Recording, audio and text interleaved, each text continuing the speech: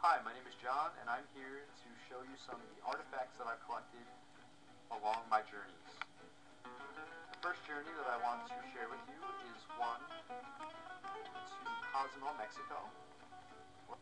I brought back money. I think that collecting money from different locations is a neat way to just remember some of about the culture and some of the different experiences and the exchanges that we've had with some of the vendors while out there.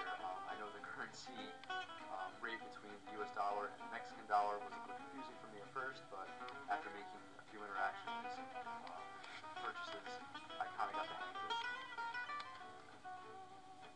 While in Mexico, I did buy one big artifact that I could hang in my living room. This is a take on the Aztec and Mayan calendar. The story behind this is I only had an hour before our next dive, and I ran 2 miles into town, and I just started going from vendor to vendor, trying to find one of these for a reasonable price. They ranged anywhere from $35 to $65, some really fancy ones upwards of $100. So I kept going from booth to booth bartering with time on my mind, and I finally was able to get it's about 16 inches in diameter, and I paid only $15 for it, so I was really excited about that, and I made it back in time for our dive. This is a picture of me in the Bahamas. I spent 7 days on a Blackbeard cruise. Again, we were never off the boat, so we didn't get to explore land at all, and we couldn't really take any artifacts from the sea. However, one of our dives, we got to go and feed sharks, and they brought some food down to this sunken ship, and all of a sudden all these 6-8-foot sharks started coming out and attacking the food, and we were watching, and I noticed like bits of food falling down. After the food was all gone, we got to explore the ship a little bit, and me and my dive master swam over where the sharks were, and I found some shark teeth, and so we had little pads that we could write messages to each other. So I wrote a message to him saying, I really want one of those, and he gave me the no signal. Well, later on, we're swimming down below the ship, and he calls me over with some hand signals, and he put something in my BCD, which is my buoyancy device.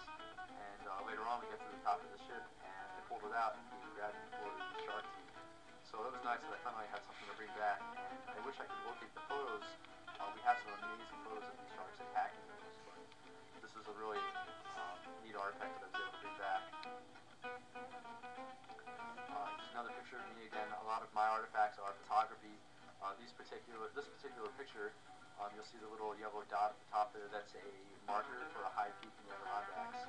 And these photos will be collected after I've completed all 46 peaks and submitted to the group to be admitted to the 46 Club, which are the 46 highest peaks in New York State. So these photographs will serve as my artifacts for my submission for these hikes. This next photograph is a picture of my grandfather from 1945, I believe. That's him his violin. Growing up, I don't ever really remember my grandfather playing the violin as a young boy, but as I got older and he was retired, he had picked it up a lot more. And the more I found out about his violin playing, he's actually in a band, and my grandmother gave him a copy of the CD, and they made some amazing music. He was a phenomenal violin player. So one of the items that he had left behind were his violins. Two in particular are extremely valuable, and I sent them out to be framed and mounted. My grandfather was also very artistic, and he passed down some paintings that he had done in his retirement down in Portland. And so some of the other items that I've collected along the way are coins.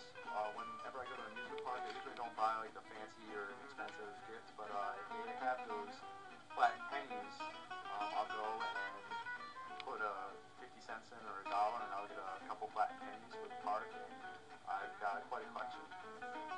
Concert tickets are another thing that I collect, and each concert ticket has its own story.